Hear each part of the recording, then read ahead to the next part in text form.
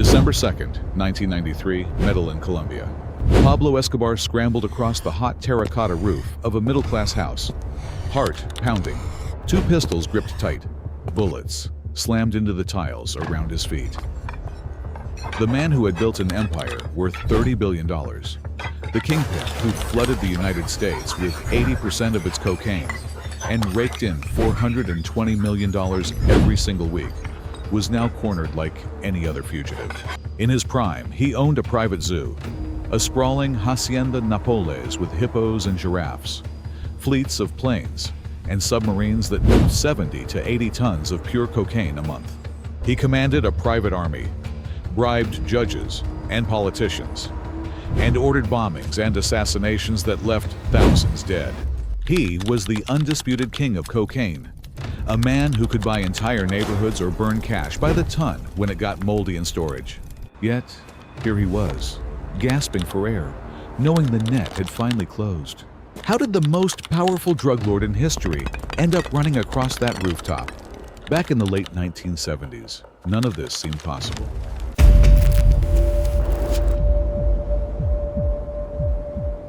In the narrow alleys of Medellin, a teenage Pablo Escobar already understood one simple rule. Money changed everything. Born on December 1st, 1949, in the small town of Rio Negro, he grew up poor after his family moved to the working-class suburb of Envigado. School never held him. He dropped out early and turned to the streets. At first, the crimes looked small. He and his gang stole tombstones from local cemeteries, sandblasted off the names, and sold the slabs to builders. They moved stolen cars. They peddled fake diplomas and smuggled stereo equipment across borders. By 1974, police had arrested him once for vehicle theft. None of it slowed him down. Escobar wanted more.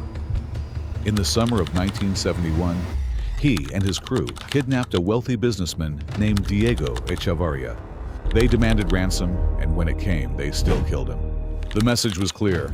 Cross Escobar and you paid with your life. That ruthlessness caught the eye of bigger players in the underworld. By the mid-1970s, the cocaine boom had begun. Demand in the United States exploded, and Escobar saw the real money. He started small moving paste from Peru and Ecuador, then refining it in hidden jungle labs outside Medellin. In May 1976, everything nearly ended. Colombian security agents stopped his truck near the Ecuador border and found 39 kilograms of cocaine hidden inside the spare tire. Escobar did not panic. He bribed the first judge, then the second. The case vanished and he walked free. Weeks later, the two agents who had arrested him were shot dead in the street. Investigators later tied the killings to Escobar, though he never faced charges. That single act birthed his lifelong rule: plata o plomo, silver or lead, take the bribe or take the bullet. Word spread fast. Escobar linked up with the Ochoa brothers' three siblings, who already ran sophisticated smuggling routes. Together in 1976, they formed the Medellin Cartel. Escobar handled security and enforcement. The Ochoas managed logistics. Within months, they controlled the flow of coca paste from Bolivia and Peru through Colombia and straight into the American market. The operation grew faster than anyone expected. Escobar personally oversaw the first major shipments. Planes flew low over the Caribbean. Small boats slipped through Florida Keys. Cash started pouring back in duffel bags and suitcases. He bought houses, he bought loyalty, and he bought silence from anyone who might talk. But Escobar was not satisfied with pocket change. He had tasted real power, and he wanted the entire trade. Little did the authorities realize the quiet man from Envigado had just lit the fuse on an empire that would soon flood the United States with tons of cocaine every single month. Within months, the operation exploded beyond anything the cartel partners had imagined. Escobar pushed harder than anyone. He demanded bigger planes, more jungle labs, and direct pipelines into Miami and New York. By 1978, the Medellin Cartel was moving 20 tons of cocaine a month. By 1980, the number climbed to 70 tons, then 80. Escobar personally approved every major route. Small aircraft dropped loads over the Caribbean at night. Speedboats raced through the Florida Keys. even homemade submarines slipped beneath the waves loaded with pure product. He built an entire fleet of 15 aircraft and a network of pilots who flew low to dodge radar. Every shipment that reached the streets of America brought back mountains of cash. The money arrived in duffel bags, cardboard boxes, and suitcases. $420 million every single week. That was the figure authorities later calculated. Escobar stored it in warehouses across Medellin. When rats chewed through the bills, he simply burned the damaged stacks in bonfires. He once joked that he lost more cash to mold than most people earned in a lifetime. With that fortune came real power. He bought politicians, he bought judges. He bought entire police units. Plata o plomo became law. Take the bribe or take the bullet, anyone who refused vanished.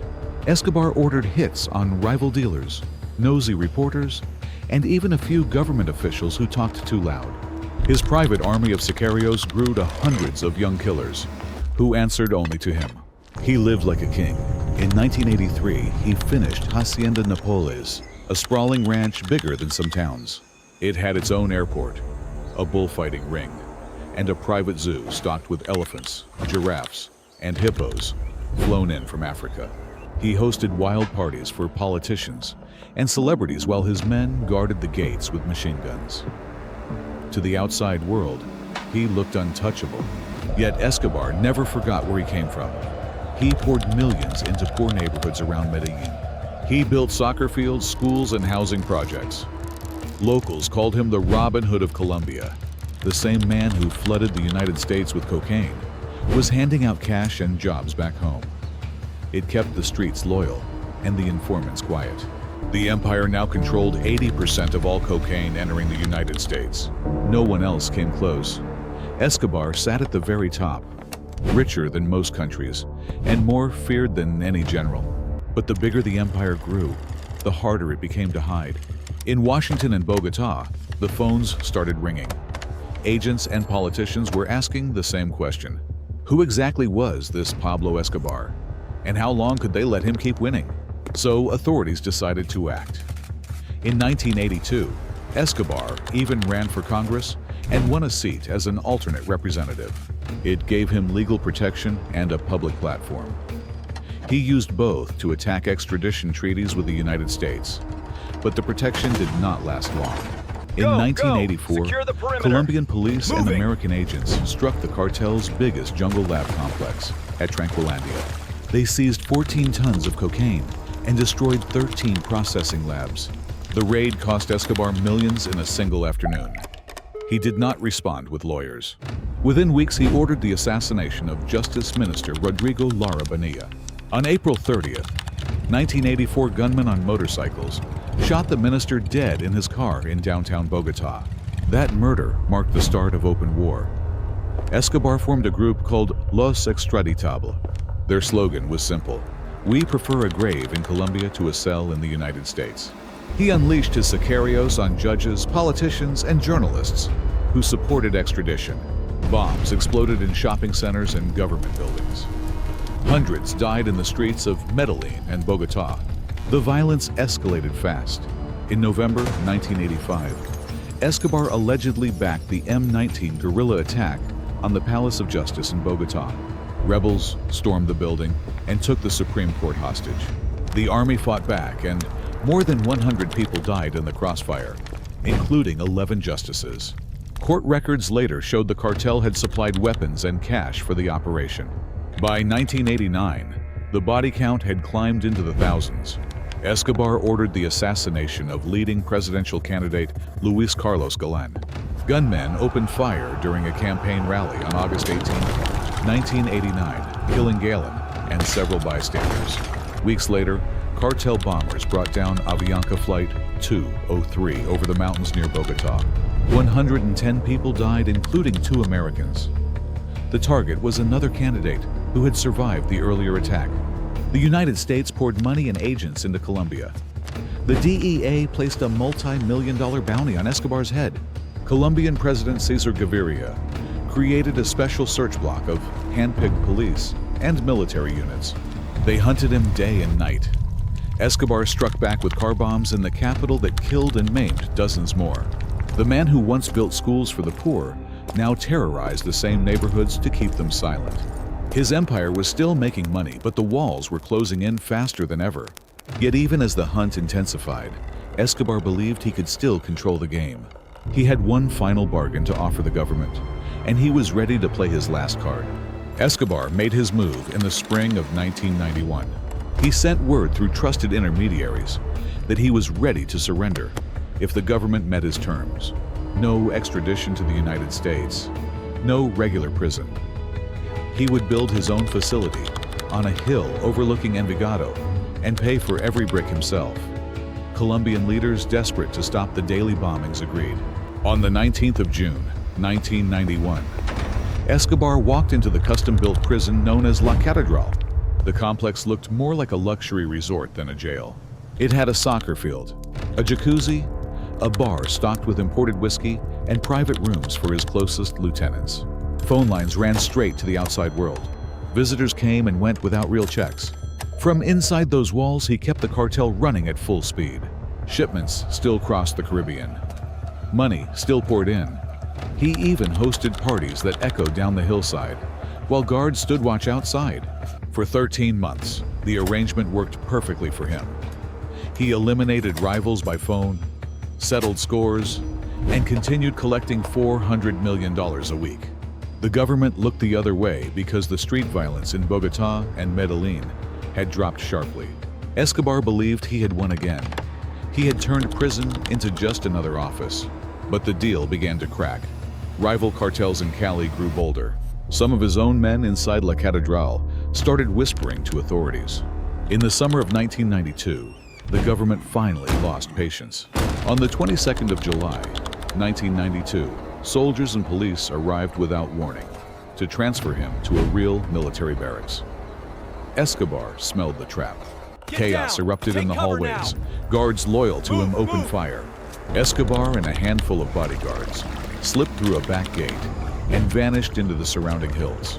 Within hours, the entire country knew the most wanted man in the world was free again. The golden cage had been broken. Now the hunt changed completely. American Special Forces joined the search block. Satellites scanned the mountains. Every tip line in Colombia lit up. Escobar moved between safe houses, always one step ahead. But the circle was shrinking fast. He still commanded loyalty from the streets, yet he could feel the old empire cracking under the pressure. Little did he know that one final betrayal waited just around the corner. After slipping out of La Catedral on the 22nd of July, 1992, Escobar vanished into the hills around Medellin. He moved between safe houses every few days, always one step ahead of the search teams. From back rooms lit by kerosene lamps, he still issued orders by satellite phone, trying to keep cocaine shipments alive and rivals at bay. The money kept flowing, but slower now. His once unstoppable empire had begun to fracture under the weight of the manhunt. The authorities tightened the noose.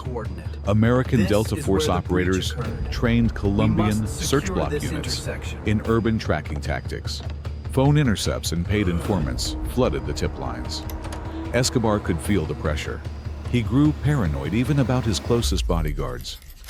In the final weeks of 1993, he hid in a quiet, middle-class neighborhood called Los Olivos, still inside Medellin. He believed the familiar streets would protect him. On the morning of December 2nd, 1993, a traced phone call from the house changed everything.